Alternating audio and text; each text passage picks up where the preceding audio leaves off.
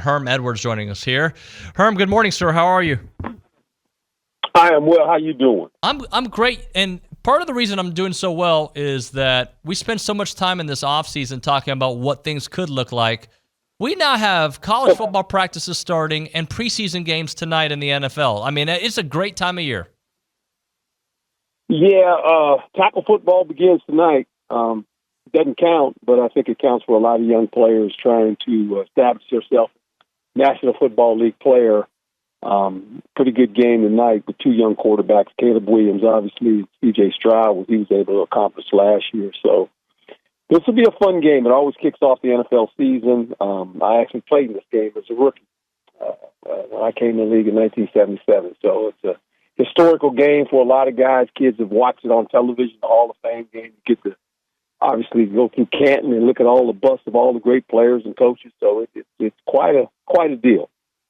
Herm, I grew up in Houston. I was an Oilers fan, diehard Oilers fan growing up. The Texans I love. I covered them for many years.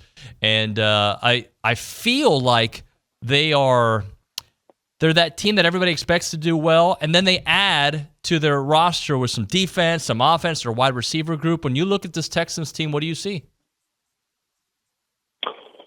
I mean, right now, they're going to be battling with Jacksonville, but they proved last year that they are the best team in that conference. Now, there's some young quarterbacks in that conference that makes it really interesting. If Richardson can stay healthy, obviously, the Tennessee Titans and Levis can is he going to play some this year?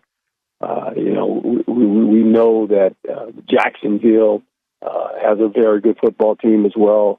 So this is a young quarterback group in this division that's very interesting to me. I mean, the next 10 years, if these guys play up their potential, these are the guys. These are going to be the quarterbacks in this division. So what Houston was able to do last year with a young quarterback, can't say enough about C.J. Stroud. And when you think about his numbers, that's what's, really outstanding. He threw the ball almost 450 times for over 4,000 yards, 23 touchdowns, but the key to me was only 5 interceptions. That's really good for a rookie quarterback. Talking to Herm Edwards here on TexAgs Radio. Herm, let's talk a little bit about the other side. Caleb Williams obviously had a phenomenal college career. What do you expect to see from him in Chicago? Well, I think, he's going to be a good player. I think he has a lot of traits similar to Patrick Mahomes in the pocket. I'm not saying he's Patrick Mahomes. I don't want anybody to, when I get off the phone, hey, he said he's Patrick. No, he's not. There's only one Patrick Mahomes. His traits in the pocket, though, his movement skills, his ability to throw off platform, to extend plays, and he's not a runner per se, but he runs good enough to extend plays. His deal, like all rookie quarterbacks, he's got to stop throwing the ball to the bad guys. He did that a lot in college, and the fact that he felt like he had to score 40 points a game because USC's defense, gave up a lot of points. So he always felt like I got to get to 40 if we're going to win. But they surrounded him with some good players as well. A veteran receiver in Keenan Allen, DJ Moore's obviously outstanding. Swift, the runner, is good. Roman Onduze, from Washington, is another good receiver. They got a good tight end, Cole Kmet. Their defense was really good last year. Toward the end, they had 19 interceptions. Took 22 interceptions, really, that really built the defense and kept the offense off the field. They got a good kicking game. And they're Chicago. They play outside. There's something to say about teams that continue to play outside. So you got to deal with them in late November and December when you got to go there. They'll be a tough out. Herm, I want to ask you about a couple of the Hall of Famers. We'll start off with Andre Johnson, a guy that I got to cover for many years of his career. What do you remember about coaching against him? Big physical receiver, very competitive. Loved his competitiveness, and he was when you play big guys like that, they're hard to tackle. That was the scary part. He might catch the ball, but then you got to tackle him. You got to get him on the ground. He's out there on the edge, and if you're not a corner that has willingness to tackle him, he's going to make more than just the catch. All of a sudden he breaks the tackle. Now he's running, but very, very physical and receiver, and really strong after the catch.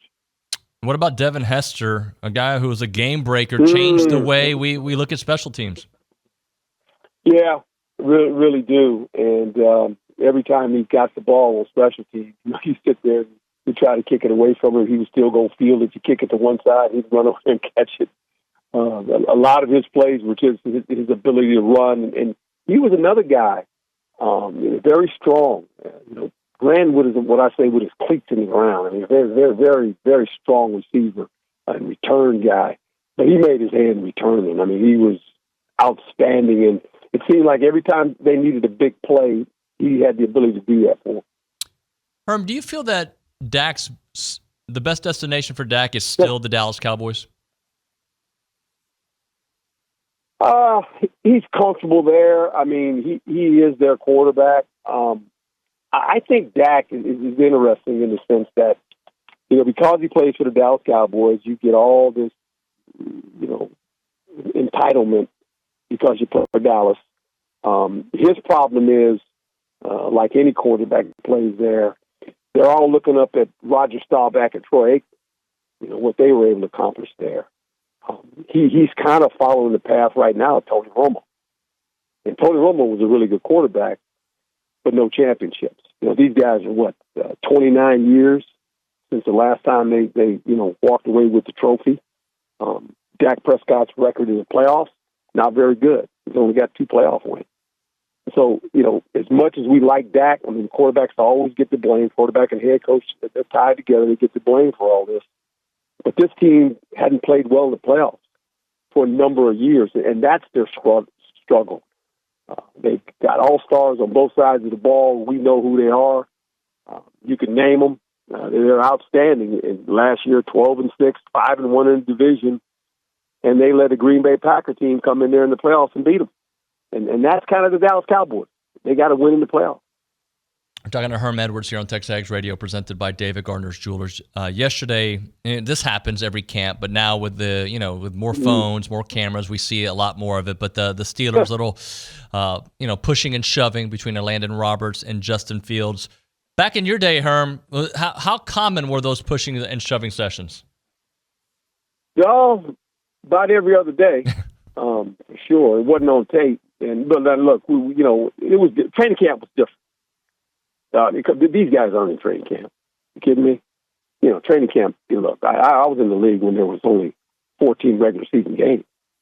There was 6 preseason games. You're in training camp for 2 months. And you were playing tackle football every day.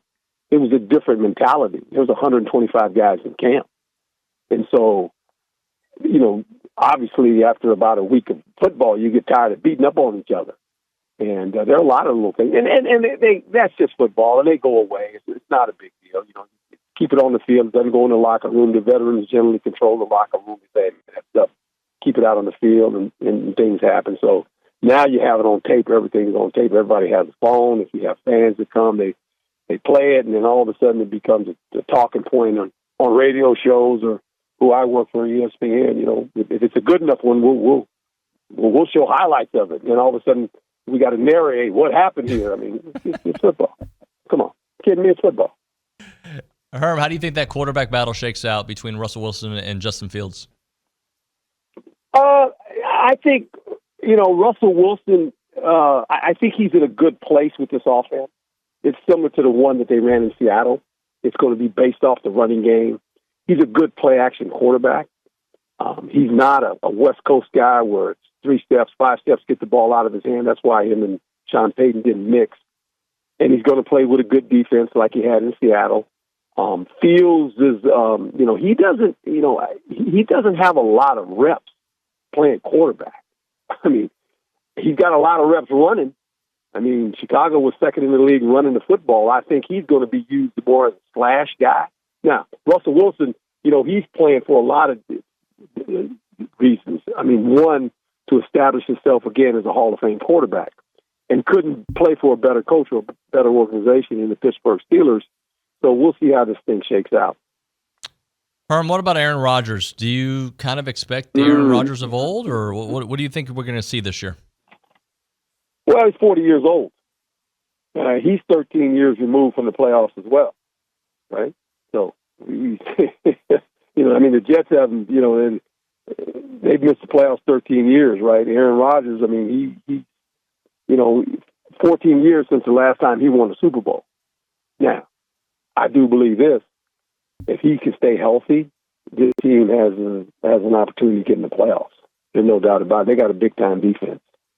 He's going to make these receivers in this offense better. So if he can stay healthy, this is another division that's pretty interesting. When you sit there and you got the Buffalo Bills, so Josh Allen, I can't say enough about him. He's fabulous.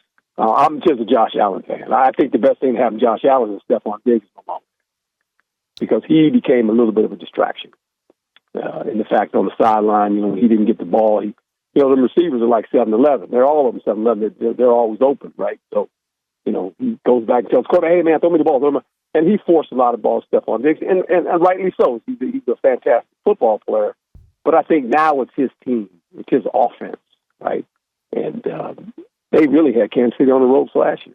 But they turned the ball over twice. Miami Dolphins, say what you want about Tua. I think for this offense that they play in, he's the perfect quarterback.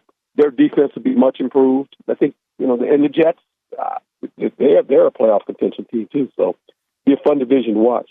Herm, last thing for you, Xavier Worthy. I couldn't think of a more perfect situation than go to the Chiefs. He fits that profile so well. What kind of year do you think he'll have?